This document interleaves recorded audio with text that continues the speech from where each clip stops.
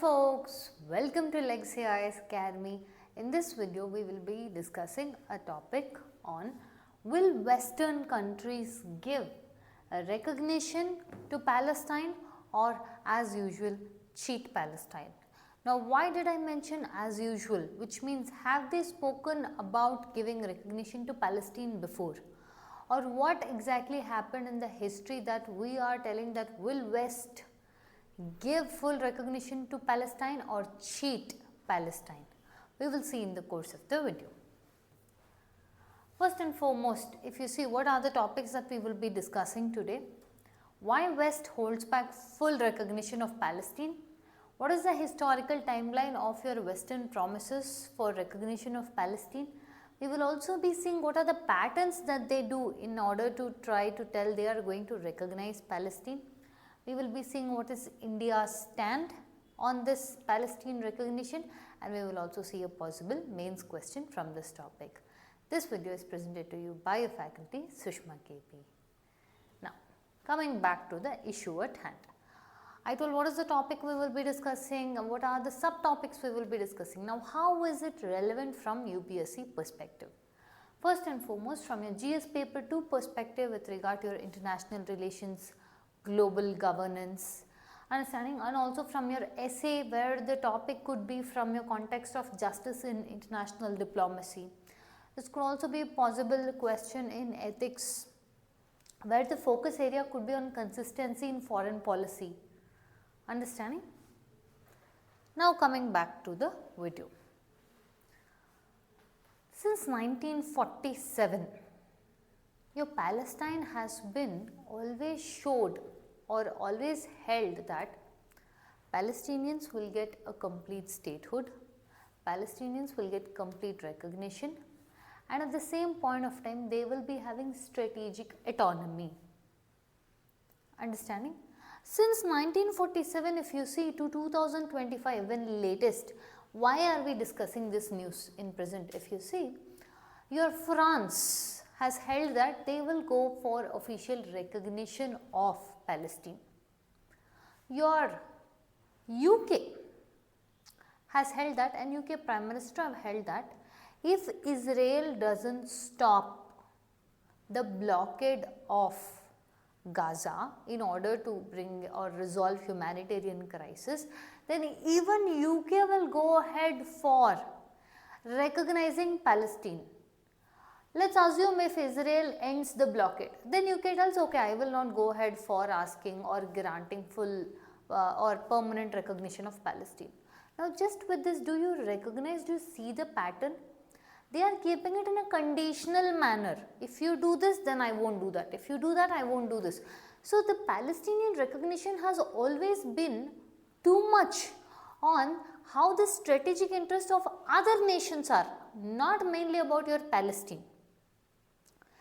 So 2025, when your France and UK stepped in asking for, yes, we will be officially recognizing Palestine, this is not a new thing. At the same point of time, we cannot tell that okay, this does not have any impact for Palestine. Yes, it does help in putting a sort of pressure on Israel, but it doesn't offer any permanent solution, but rather it is more temporary in nature. So this is the reason why it is in news. Now we will be discussing the history in today's video course. We will be seeing the history of such promises being made to Palestine over a course of years or a course of decades starting from 1940s. So what happened in your 1947 onwards, Palestine has been showed that it will be given autonomy. Now I have told you from 1940s it is there, it is 2025, still nothing of that sort has happened. So with this will bring us to a key question. Is this just a diplomatic delay in giving recognition to Palestine, or is it a deliberate deception? Are they purposefully doing this? If so, why? What could be the possible scenarios? Now, we will start with the timelines. First and foremost, 1947 UN Partition Plan. Okay. 1947 UN Partition Plan with the resolution of 181. United Nations took up Okay, in this period of time, United Nations took up the issue of Israel and Palestine. At that point of time, your Balfour Declaration. So what happened was, your Britain was of the opinion that it will create a homeland for Jews. Now see the timeline that I am mentioning, 1947, okay, wherein they said yes, a homeland for Jews will be created. But in this place already your Arab populations were there, right. So when they created this Jewish homeland, over the course of years, the people, the Jews, especially escaping from your Holocaust survivors, trying to come and move in from all other places to this Jewish homeland, or the concept of refugees increased very much. Understanding? Whereas the Arabs felt that this was a betrayal of the Palestinians. Understanding? So, your UN took up the issue of Israel and Palestine, telling that okay, we will deal with a let's put it like a amicable solution, something that is favorable for your Jews as well as your Palestinians. So that was the first time where what your UN in resolution 181 spoke was, we will create two states. Understanding? Wherein the land, whatever homeland that we are discussing, 55% will go to Jews, remaining 45% will go to Arabs. Understanding? Now this was completely rejected by your Palestinians because they felt that, see, whatever 45% of the land you are giving to the Arabs, they are 65% in population. Understanding? They are 65% in population, and the land that you have given, let's say the agricultural land that was given, the Jews had the more fertile and connected lands, whereas the Arabs received less lands and also disconnected or fragmented lands. This was a voice of concern. Understanding? So, your West, that is when UN adopted the solution, your West to this resolution 181 said the two-state solution is the just solution, is the correct solution. Now once this plan was put forward, initially even Israel was not very much okay with this, but it accepted half-heartedly because it felt that this was one step closer towards sovereignty, whereas your Arab nations rejected it, claiming that this was very partial. This does not showcase what Palestinians want. So Arab nations rejected it, Israel agreed to it. Finally, when under the League of Nations, they had the centrality of control. When they moved out, then Israel announced a sovereign state of Israel. Understanding? So Israel was created 14 May 1948, but a Palestinian state under the two-state solution, which was promised here according to a UN partition plan of resolution 181, Israel state was created, but a Palestinian state was not created. So this was the first instance of your West promising a Palestinian state and not standing upon that offer. Understanding? Next, look at this.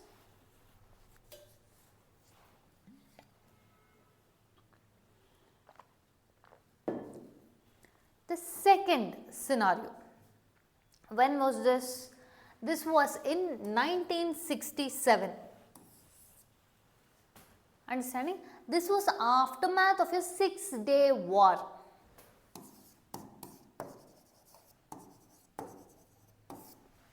Wherein your countries such as Egypt, Jordan, all of those raged together and fell against, that is, raised a war against your Israel.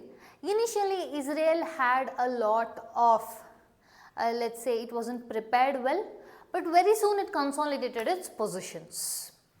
Understanding? Wherein again a UN resolution was adopted with the number UN resolution 242. Okay? So in this, what was the outcome? If you see, Now Israel, I told you, very soon consolidated its position, which means it gained new territories. To reach a peaceful solution, it said that it will withdraw from the territories, and also Israel sought to secure its borders. Understanding? When Israel said it will withdraw, understanding? It will withdraw from the occupied territories, it only meant what it occupied at that war. Whereas your Arab said complete withdrawal, you move out completely. So there was differences in the interpretations on withdrawal.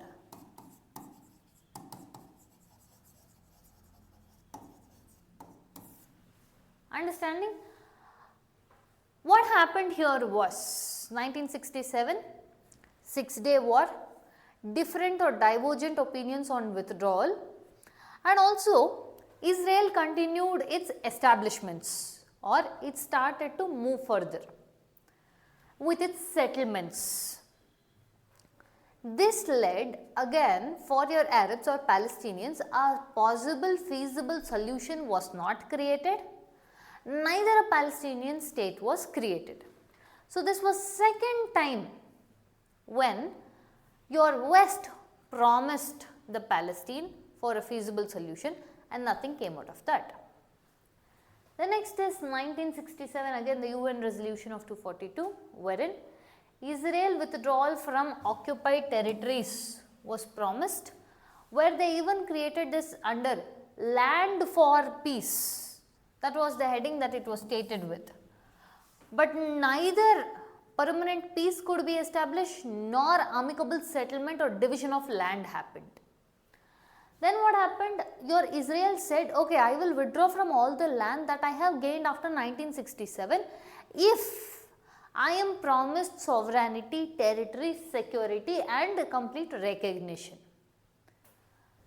This was never fully implemented, nor did the Israeli withdraw troops, and rather it went on for forward expansion. Again, Palestine was not created a separate state. Then comes your Oslo I and Oslo II Accords. Understanding? In here, your US, see for example, when your Israel was created in 1948, within minutes, USA formally recognized it. Then later, your USSR also recognized it. So similarly, in your Oslo Accord 1 and 2, your USA was pushing for a solution to be reached, or peace, or let's say amicable is not the word we would use here, but try to move towards a peace treaty. In that, from the period when we say Oslo Accords, we will take from the year 1993 to 1995, wherein there was disputed territories. Disputed territories means, let's say with respect to Jerusalem, West Bank, Gaza. On these areas, both Israel and Palestinians were disputed as to who gets the control of what. Palestinians wanted self-rule in Gaza and West Bank, and they wanted full statehood to be given within 5 years. In your Oslo Accords, this is what they held. Also, they started recognition of PLO, Palestinian Liberation Organization. Earlier, it was viewed as a terror organization by your Israel. Then what happened? In this particular Oslo Accords 1 and 2, this was to happen where Palestinian would get self-rule in Gaza and West Bank, but your Israel went on for the expansion. Your Palestine wanted to end this expansion altogether, and they wanted the refugees to come. 1948 Palestinian refugees welcome back home scenario. Israel did not agree for that, and rather it said it will only create your temporary shelters. And it said when Palestinian asked Israel to stop the expansion, that is they kept on expanding, creating settlements for your Jews. These Palestinians didn't want, Israel didn't stop. Eventually it led to what? Huge number of delays. Israeli settlement started expanding. What was your Oslo 1 and Oslo 2 Accords was to be on the line of peace. At the same point of time, second intifada happens, which leads to political assassination, and thus this leads to breakdown of talks or collapse of this peace accord happens. So nothing much happens in the growth of Oslo I and Oslo II accords. Following this is where Camp David summit takes place, wherein your US president directly interferes and asks both your Israel representative head of state and Palestinian representative head of state to come and meet the US president so that they will reach a sustainable solution. Again here the talks break down, whereas Israel wanted complete control of your holistic sites, where Palestine was not agreeing to this and Palestine held that this is violative of Palestinians' rights. The US president criticized the Palestinian side for not being able to accept the solution. Here, according to Camp David summit in 2000, they said that a final status agreement will be reached on with US mediation, but again they had the issues with respect to Jerusalem, borders and refugees, where Palestinians again wanted 1948 ka welcome back Palestinians home scenario, where Israel did not agree for complete resettlement of your Jews, rather they just wanted to create few settlements for the refugees.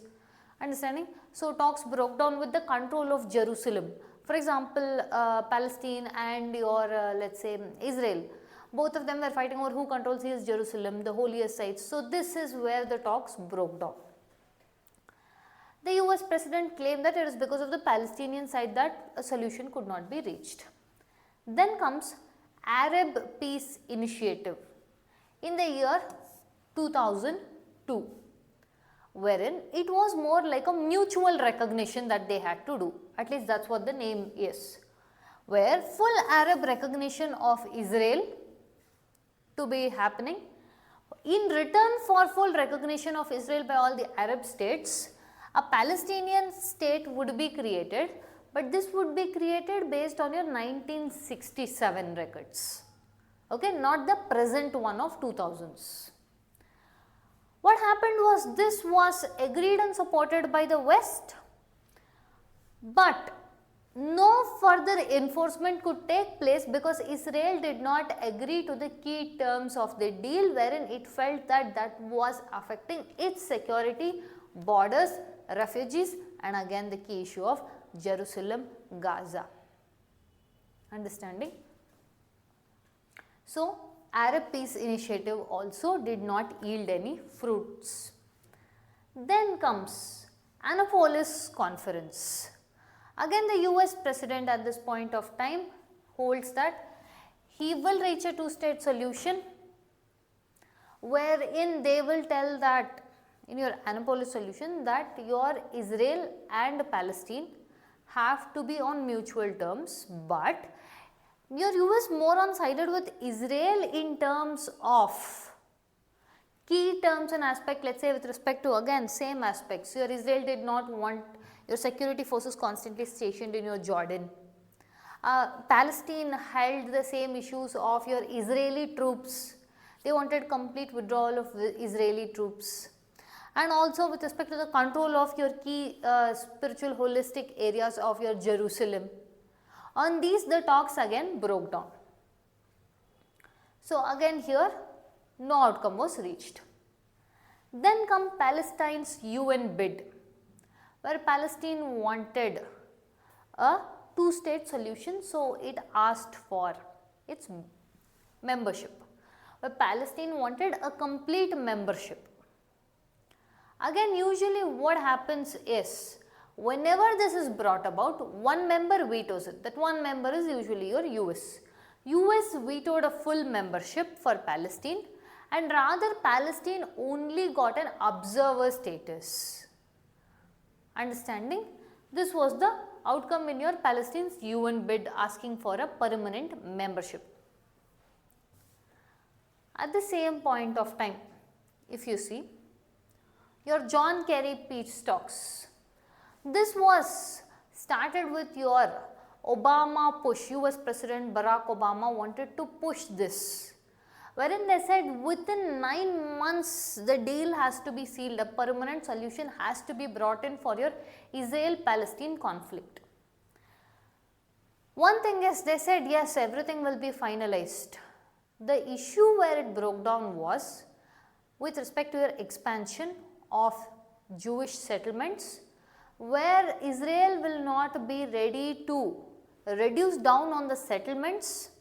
For example, let's say Palestinian wanted your Israel to not increase its settlements in key areas such as your Gaza, West Bank, and also your areas of Jerusalem control under its authority. On this, Israel disagreed. Again, talks broke down. Nothing fruitful came out of your John Kerry peace talks also, despite they giving the timeline that within 9 months a solution will be reached.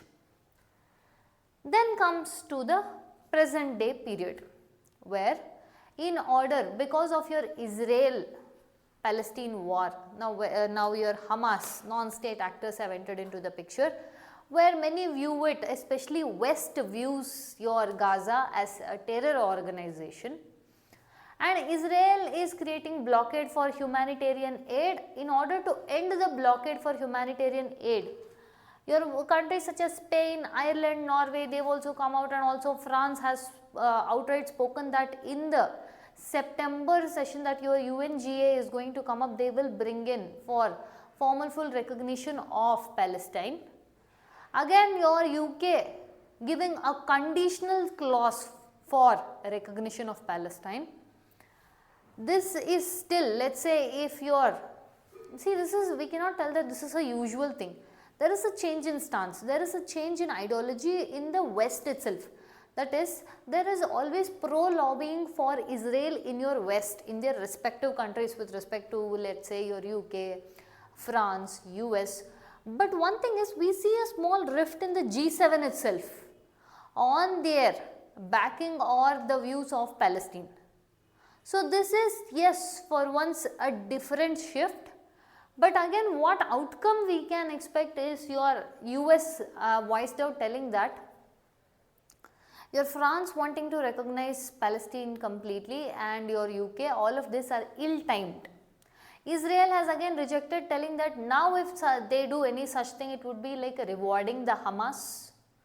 So both of them have again key rejected. This would again mean the same thing, it will get blocked in UN by your US veto, and this again would lead to no change in the legal status for Palestine. It will be just more of symbolic gesture without legal framework. How is usually, now we saw all the list of when and all they promised, what did they actually give or recognition, or did it have any impact? If you see all the accords, there is one similar pattern. Announcement of recognition or a peace plan will be started out. Then negotiation will stall over your security issues, border issues, control of Jerusalem, refugees. Then again, when the issue will be brought up in UN, USA will veto it. Then finally the issue will remain frozen up until the next conflict comes, and next again fresh of things will start. So if you see the recognition that your Western countries are trying to offer to your Palestine, it is more of symbolic rather than a proper legal statehood. Why is West holding back its full recognition? First and foremost, they are using it as a bargaining chip. The concept of recognition itself, they are trying to work it towards their strategic interests. First thing. Second thing, see, there is pro-lobbying for Israel in the West, especially for its bilateral trade with defense, tech, military, equipments, hardware. Understanding? Another thing is the security concerns. Like I said, many in the West view your Hamas as a terror organization. Also the economic interests, where it is aligned with your Israel with respect to oil routes, defense deals, trade technologies. And this also keeps the geopolitical leverage these countries have over these countries. That is your Israel and Palestine. So basically your West. Now if you see what is India's stance, initially, traditionally, we were, yes, asking for a complete statehood for Palestine, which we do still now, but from 1990s onwards, we are doing the balancing act of both India's commitment to more of, let's say, two-state solution, We do at the same point of time tell that Israel has a right to defend itself, and we also ask for a more, let's say, inclusive and sustainable deal of a complete holistic two-state solution as the sustainable peace and long-term peace over just temporary peace. Understanding? So, India's act here can be, from diplomatic standpoint, it is a balancing act between your Israel and Palestine. So, in conclusion, so the overall recognition that they are claiming, it is more of symbolic, political rather than having any legal basis or framework. They are using this Palestinian issue as more of a bargaining chip, and also your West's promise over and over the years is just now eroding because of no substantial action taken over the years. At the same point of time, your West is of the opinion that your Palestine's fate lies and is tied with Israel's security concern. So, this kind of issues between Israel and Palestine, where they are not able to reach a middle ground, and people trying to exploit this and use it to their advantage, but in turn the sufferers are the civilians. Okay, what could be a possible mains question from this topic? Critically analyze the role of Western powers in the Palestinian recognition process. See, the first part of question, you will be speaking about all the things that we discussed about your Oslo Accords 1, Oslo Accords 2, Camp David Accords, right. So, these are the things that you will speak about over the varying degree. We also can speak about your UN resolutions, alright. How does it reflect the double standards in global diplomacy? Understanding how your West wanted to create two-state solution in the very first UN resolution itself. Israel was created, but after so many decades, even reaching a feasible solution or even a nearby solution is also not yet seen in your Israel-Palestine war, which is what we are calling it as the double standards. Still in the 2025 also, they are using the same bargaining card as what they did in 1948. Understanding? With this, we have reached the end of the topic. If you like our topic, subscribe to our channel, like the channel and share it along with your friends.